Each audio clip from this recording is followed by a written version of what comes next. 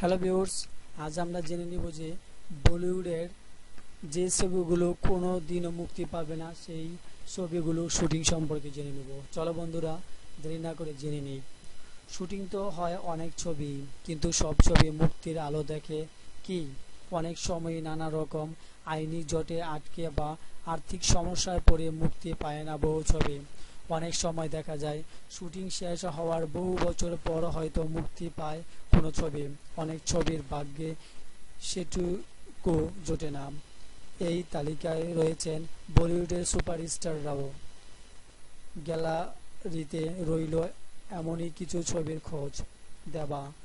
সুভাষ গায়ের পরিচালনায় দেবার কাজ শুরু করেছিলেন বিগ বি।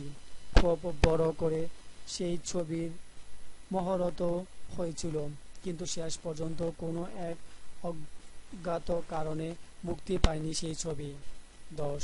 মুকুল এস আনন্দের পরিচালনায় 10 ছবিতে অভিনয় করেছিলেন বিনোদ খান্না, সালমান খান ও সঞ্জয় দত্ত। শুটিংয়ের মাঝপথে পরিচালক মারা যাওয়ায় এই ছবির কাজ বন্ধ হয়ে যায়। জান্না দিল সে দৌড়। বিজয় আনন্দের জানা না দিলেও সে ডোর ছবিটিতে অভিনয় করেছিলেন দেব আনন্দ, কিন্তু শুটিং চলাকালীন হার্ট অ্যাটাকে বিজয় আনন্দ মারা যাওয়ার মাঝপথেই বন্ধ হয়ে যায় এই ছবির কাজ। খবরদার। টি রামার পরিচালনায় খবরদার ছবিতে অভিনয় করেছিলেন অমিতাভ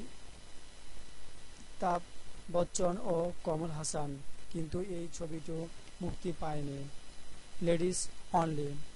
দীনেশ শৈলেন্দ্রের পরিচালনায় লেডিস অনলি সিনেমায় ছিলেন রণধীর কাপুর, সীমা বিশ্বাস, শিল্প শিরোডকর, হীরা রাজা গোপাল, কমল হাসান, কিন্তু কোনো এক অজ্ঞাত কারণে এই ছবিটি দিনের আলো দেখেনি।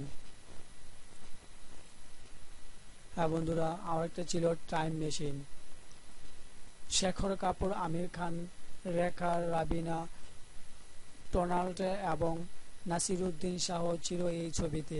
ছবির বেশিরভাগ শুটিং হয়ে গিয়েছিল, কিন্তু আর্থিক সমস্যার কারণে মাঝপথেই বন্ধ হয়ে যায় টাইম মেশিনের কাজ। আনিস, অমিতাভ বচ্চন ছিলেন এই ছবিতে, ছিলেন যাদেব আখতারও, তিনি শেষ পর্যন্ত আর মুক্তি পায়নি এই ছবিটি। থ্যাংক ইউ বন্ধুরা। এরকম অনেক নতুন নতুন পেজ নিয়ে আমরা আছি আপনাদের সামনে।